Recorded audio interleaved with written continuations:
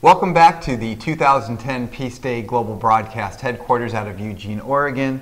I'm Stephen Fantle. This is Kevin Kerber. We are your co-hosts for this 5-day event. We do have some wonderful questions that have come up. Kevin, do you want to start with the first? Well, we had one come in from the last segment with David Hayes, and Gary Wells asked, could you imagine what would happen if all the money spent on waging war was used instead to wage peace? I think even if just a portion, if we started with 1%, I'm not even sure the numbers on what it takes to wage war, even if they are accurate, the numbers that we could get. If we started with 1%, by the time we got to 10%, the difference would be... Yeah, there's actually a really good video from We the World. We've played it a few times here. Desmond Tutu is explaining that we're spending how many umpteen millions of dollars every second on militarization. And if we took even just 1% of that, then we could actually achieve all the Millennium Development Goals previous to 2015. Everybody would have universal primary education. Nobody would be living in poverty. There'd be enough doctors for maternal health. There'd be enough medicine to help people that have HIV, AIDS, to immunize measles, to buy bed nets for everybody that needs those for malaria, and to even go clean up the environment and help provide giving aid to developing countries, which is Millennium Development Goal 8 on the look at global partnering and economics. So I can imagine it, and that is one of the reasons why in our key opening segment that we put together and plays the most often over the 5 days so everybody gets a chance to see it, calling Celebrating Peace Day, the very first video that we open with says, imagine. Can you imagine Middle East peace, the snows returning to Kilimanjaro, kids having books instead of guns? And if we imagine it, that's what will make it happen. It's really that we need to put our consciousness into it. It's where we put our attention in the world that creates the outcome that everybody experiences. So I think maybe that's why John Lennon wrote Imagine, Well, the amount of money daily that it would require to feed, clothe, give proper medical attention and housing, just your basic needs, of which most people, we really don't need much beyond our basics. Once you have your basics covered, that helps your happiness, your peace, and from there we just get to express ourselves a little bit more. And what it would take to do that on a planetary basis versus where the money does go on a daily basis. There's a vast difference. It doesn't cost all that much to do this. Not nearly what it probably cost in just transaction fees on particular credit card in one given day, or any of the others. And if you look at the monetary structure of where it all does go, most of the money is not circulated amongst those that need it. It's just really hoarded, traded, held in certain ways where it's really not benefiting those that we need to benefit. If we could restructure things just so some of that started working to bettering things. Yeah.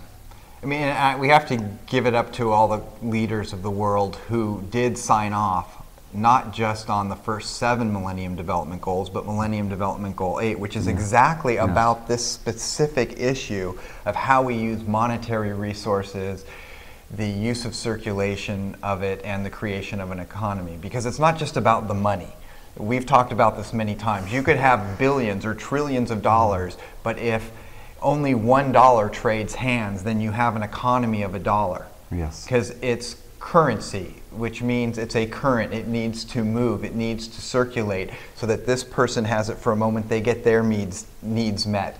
And then it circulates on, and people are getting their needs met because currency is meant to be a medium of exchange that is circulating so that goods, services move, our basic needs and rights are met. Yes. And we really appreciate these questions, and like we have been continuing to speak to, we want to participate. We're creating this broadcast as a way to put focus on all the work and momentum that is going on the planet, and to introduce you to each other to your community, local, regionally, and globally, so that we can communicate. You know, you find something that really moves you, we want to hear about it, and we want to supply you with the information you need to tell a few more people. This information is power, knowledge is power, and the application of the right knowledge, of the right wisdom, right, from looking through the information and knowledge and coming up with what is wise, and applying that wisdom, that's going to help us achieve these goals, and it takes action. So we really need to speak to each other a lot more, share this information. Absolutely. Please join the various different websites that are doing peace building, and do what moves you. Yeah, Culture of Peace Initiative. Of course, Peace Day TV has a community now, and we already did put up, for those from the last segment during the break, yes. we created the Cities of Peace group. So you can go and join that group and get a little bit of input and start turning your city into a city of peace. You know, and it's so easy to join with these sites. Peace Day TV, for instance, is one of the many now where if you're one of the, 500 million Facebook users, you can click one button, import all your information, and start sharing with each other instantly. So it's not going to require you to do more than you're already doing. It's just, we're just connecting with each other, all those thoughts and ideas in ways that we communicate. So please, if you come to Facebook, come to peaceday.tv, if you're a Facebook user or not, it's very easy to join and start sharing this information. Absolutely. And we will supply whatever is needed on there for communication. If you want forums, if you want more video channels, if you want whatever it needs, please talk to us. We are thrilled to actually have this forum to communicate with each other and to bring these solutions. It thrills us when we find one person or an organization or a nation that is doing something progressive in a way that it's relevant and applicable to anybody else. And it feels like it's been our mission since we've been working together for this past nearly decade to just help find the story and go, oh, look, here, something that works. Let's connect this to something else that works and see what happens from there.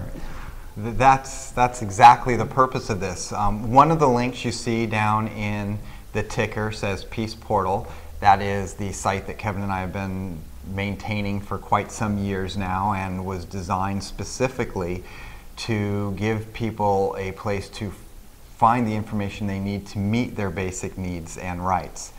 And we will provide the technology, especially now with the relationship with Zeden and Auracast and Michael Short, who hopefully will be joining us here. I see now that his camera is coming up, and it is our plan here very shortly to go up to Michael at the cloud computing headquarters in Portland, Oregon, where he's been doing a phenomenal job actually of monitoring a variety of different feeds. The Earth Dance feed, he's been keeping an eye on our Geneva feed for when we should go live to that.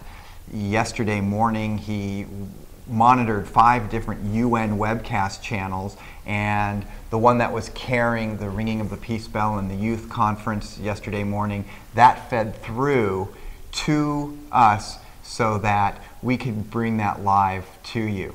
So one of our questions actually has to do with the technology itself, and with that, I think what we may actually do is go up to Michael in Portland, Oregon, Michael Short. I should tell you, we haven't had time to do a sound check just yet, so hopefully our sound's going to be all good. I'm not sure if you see us, Michael, and hear us, but wave if you're ready. We see you. You have a delay, so. Yeah, there's a little delay there.